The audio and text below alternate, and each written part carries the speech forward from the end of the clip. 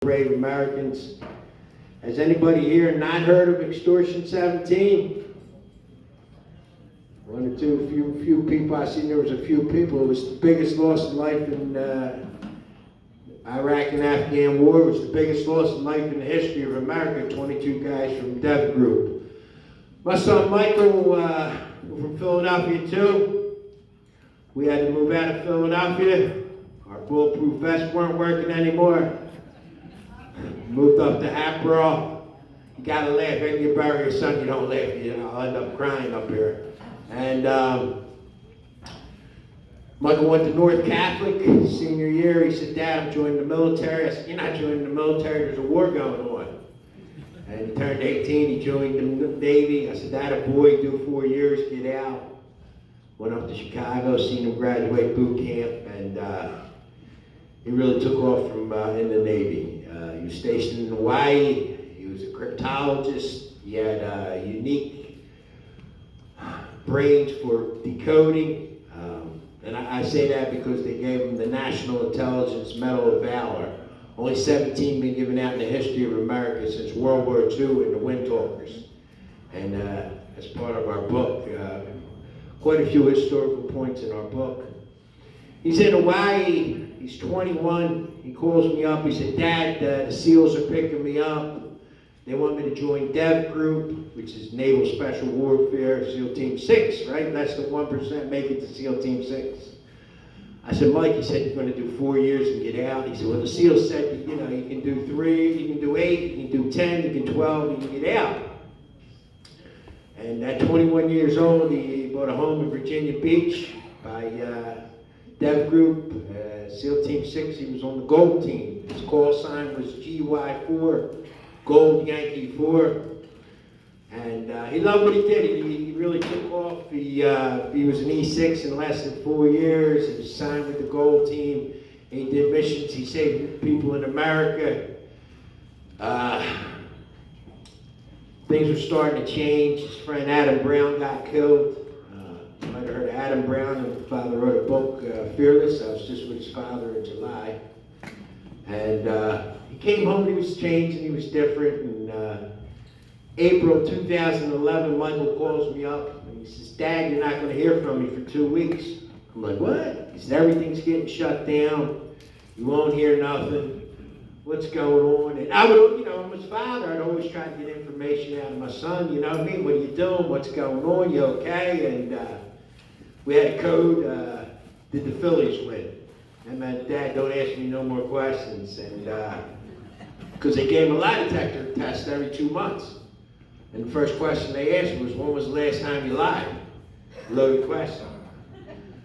So he's like, "Dad, did the Phillies win?" And I'm like, "What's happening, Michael? What do you mean you're not going to call for 2 weeks?" He said, "Well, Dad, if something happens, you'll hear about it." And May 1st, 2011 was the killing of Osama bin Laden. And thank you. Michael was part of that mission. He was actually the guy hanging out at the side of the helicopter that went into the compound to kill Osama bin Laden. And he came home after that, and he grabbed me by the bicep. He said, "Dad, you won't believe what's going on in this country." I'm like, "What?" And he started pacing. I'm like, "What's the matter, Mike?" He's like, "You won't believe what's going on in this country."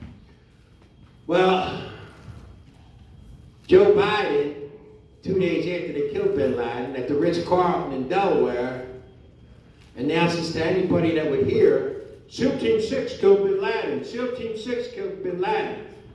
Yo, nobody ever heard of SEAL Team 6. Put a target on my son's back. That's right. 93 days later, RPG kills 30 Americans and Bart the Warrior Dog, the biggest loss of life in the 2 wars. Coincidence? So after that, the worst day of my life. You know, you're never the same after you lose a child. And I was ready for the Hat Factory. He was just sitting here. We had a big birthday party for him, you know, all his buddies and the girls. And then you're telling me my son died, and we go down to Virginia Beach, and General Colt He did the investigation in 2 weeks. He did it in 2 weeks. 30 guys died. He tells us this story. We're in the theater, me and my wife and the 60 other parents, right? And he's telling us about this, and he's telling us about the guys that flew the helicopter, and then he said it was an RPG, 100 yards in the pitch dark, and it was a lucky shot. No way. I stood up, I said, what the fuck did you say?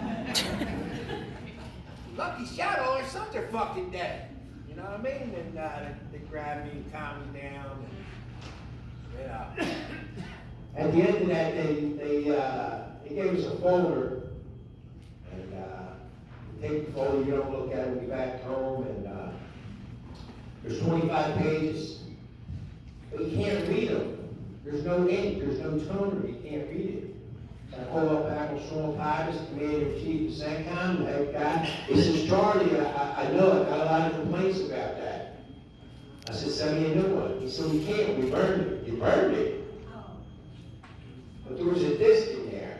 So I put the disc in, and about 500 little blocks popped off. I'm a construction worker, as you can probably tell. So I can't figure it out. But my wife, where she at? There she is. After 4 Red Bulls, about 8 hours, figured out how to download the disc. We did 1,364 pages. Some of them are in the book. But the disc was encrypted. It blew up our computer. And all of a sudden on my phone, I was getting 001000. So I called Verizon. I said, who's this? I keep getting these text messages. He said, you don't know who that is? I said, no. Yeah, that's Big Brother. Hangs up. That's when we got a hold of Larry Clayton. Larry Clayton was our lawyer. He started Condition Watch, now runs Freedom Watch, and we go against the NSA and Barack Hussein Obama. And we're in D.C. We have Judge Leon, and Obama sends 14 lawyers in the NSA. Mr. Gilligan was their head top lawyer. Mr. Gilligan gets up there. Mr. Strange is a Gold Star father. He's going through a lot of grief. He lost his son. We don't spy on the American people. Larry Clayton gets up. He says, good morning, Judge Leon. He opens up the Washington Post. He says, here you go, Your Honor. They lied right to your face. 14 employees from the NSA fired for spying on their spouse. He slams down the judge. He says, find one time spying on the American people that you stopped a terrorist threat. And they're looking, all 14 of them. They're opening up their books, they're looking. Judge Leon makes them sweat a little bit. This we don't have none. So we win the first case of the history in the history of America against the NSA, which is in our book. Thank you.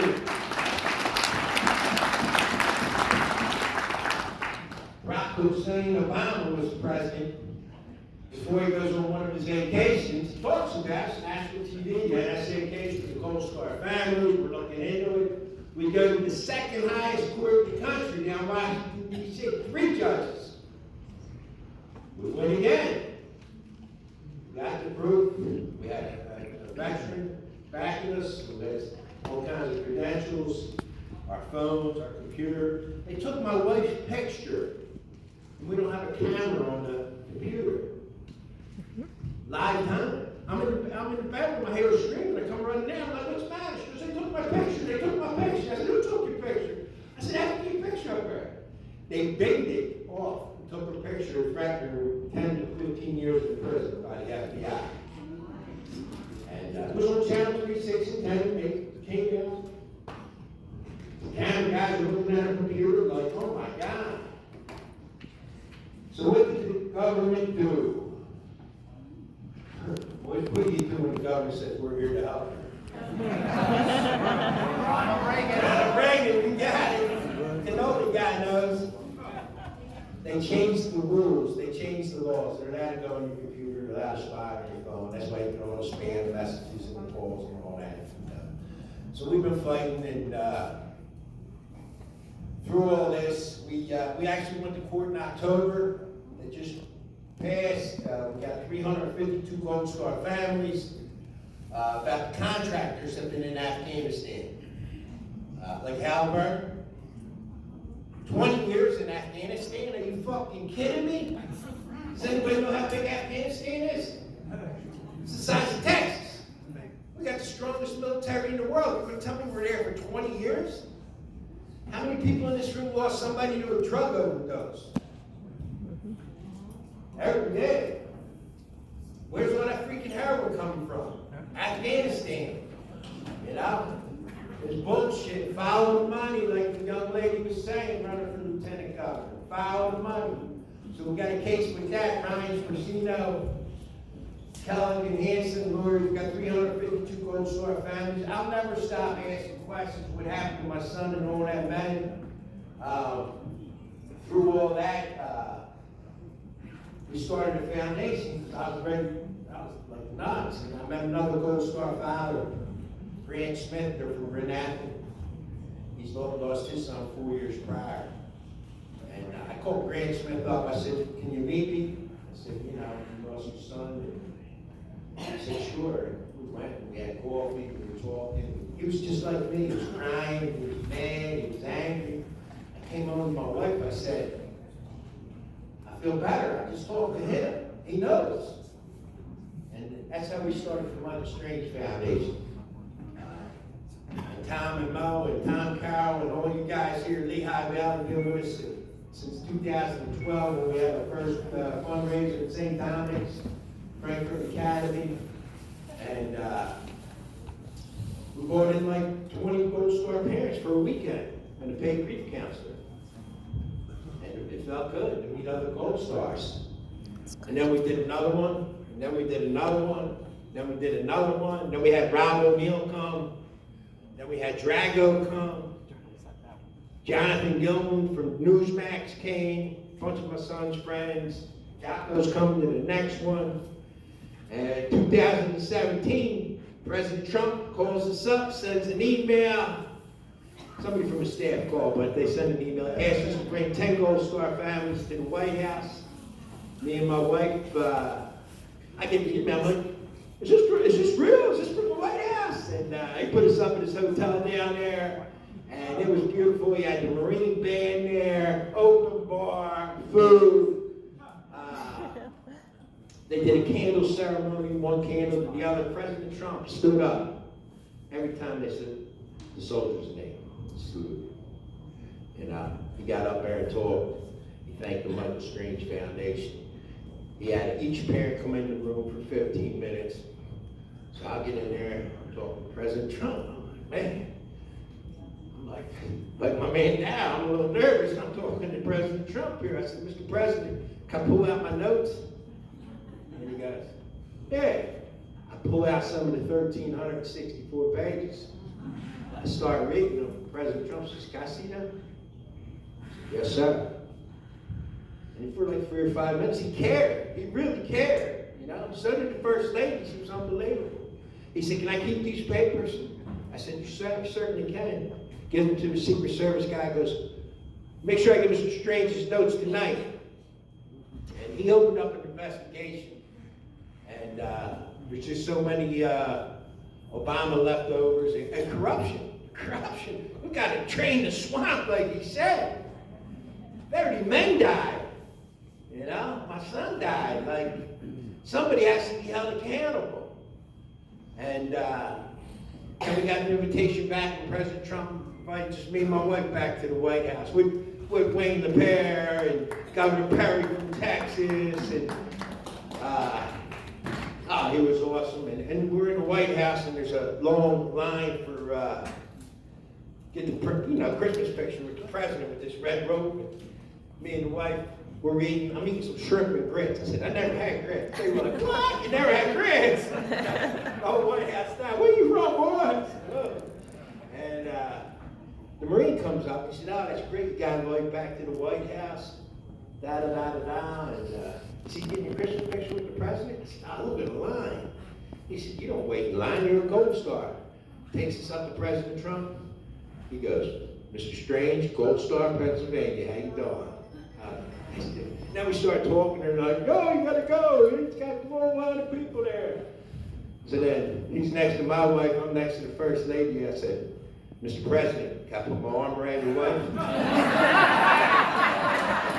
He said, go for it. Secret Service guys are like, don't disrespect somebody. I'm telling you, down there, if I cry or kill somebody, like Barack Hussein Obama, but yeah, I met Barack Obama in Dover when they were bringing the bodies in. He came up to me, right? We're on the, in the hangar down in Dover. Obama sidesteps, he grabs me by the shoulders. He said, Michael changed the way America lived. Michael, I grabbed Obama by the shoulders. I said, I don't need to know about my son. I need to know what the fuck happened. And he went like this. And then the Secret Service guys grabbed me. Took me outside, got a water, come back in. Leon the Snake Panetta comes up to me. Mr. Strange, I'm going to ask the same questions you asked. I said, you're the Secretary of Defense. What are you talking about when you ask the same questions as me? I'm a construction worker. And then they took me outside again. It's all in the book. Relentless, Michael Strange Foundation. We're on Facebook. Like I said, without you patriots here and all your support, we've touched over 300 Gold Stars. We pay for the plane tickets, the hotel, the food. Thank you. Thank you. We couldn't do it without you. They don't have to pay nothing because they paid the ultimate price for our freedom, so we can do what we want to do here. We live in the greatest country in the world.